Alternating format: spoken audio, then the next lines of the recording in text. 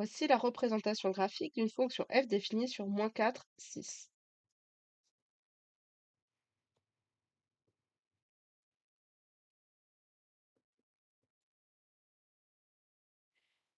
La seule affirmation correcte est pour k appartenant à 1, 2, f de x égale k admet exactement deux solutions. Alors, f de x égale k, pour k compris entre 1 et 2, c'est-à-dire ici,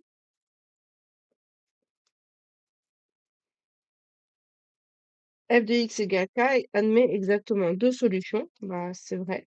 J'ai déjà trouvé celle qui est vraie. Je vais montrer quand même comment je raisonne sur les trois autres propositions. Donc, les deux solutions ici sont celui sur l'axe des abscisses ici. Deuxième proposition, soit K appartenant à R, donc je peux prendre un nombre dans n'importe quelle partie de cet axe-là. Et alors pourquoi je sais que c'est cet axe-là? Puisque je vais résoudre f de x égale K, donc je me place sur f de x, l'axe de f de x. Il n'existe que deux valeurs de K pour lesquelles l'équation f de x égale K a exactement trois solutions.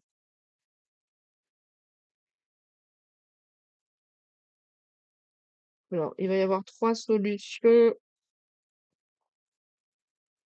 ici, ici, ici, mais aussi ici et encore ici.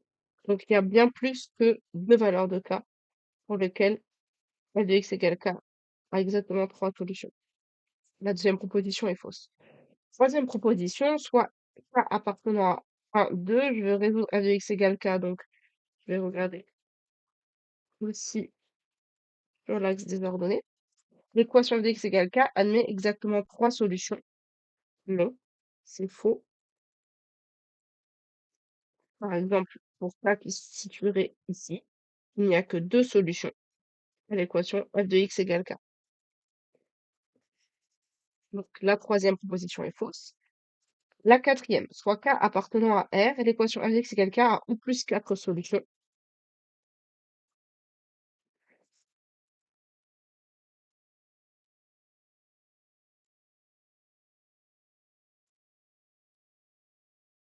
Donc au plus, ça veut dire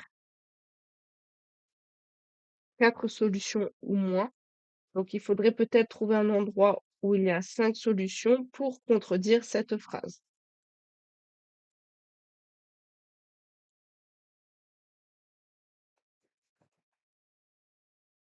Alors, est-ce que là, il y a une seule solution? Donc, là où est l'intersection de ma règle avec l'axe d'ordonnée, c'est là où je place la valeur de K pour résoudre f de x égale K. Là, il y a zéro solution. Là, il n'y en a qu'une. Là, il y a exactement deux solutions. Jusque-là. D'ailleurs, petite remarque, A exclu, B exclu, ça veut dire que 2 est exclu ici. Donc, le cas où il y a une solution est exclu. Donc, ensuite, je continue. J'étais arrivé à 1, 2, j'arrive à 1, il y a trois solutions. K égale 1.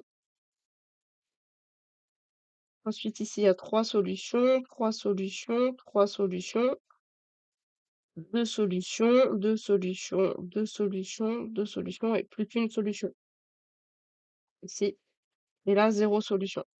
Donc, finalement, au plus quatre solutions, on peut considérer que c'est celle-ci qui va être fausse, puisqu'on n'atteint jamais les quatre solutions. Et donc, je vais garder mon choix sur la première proposition.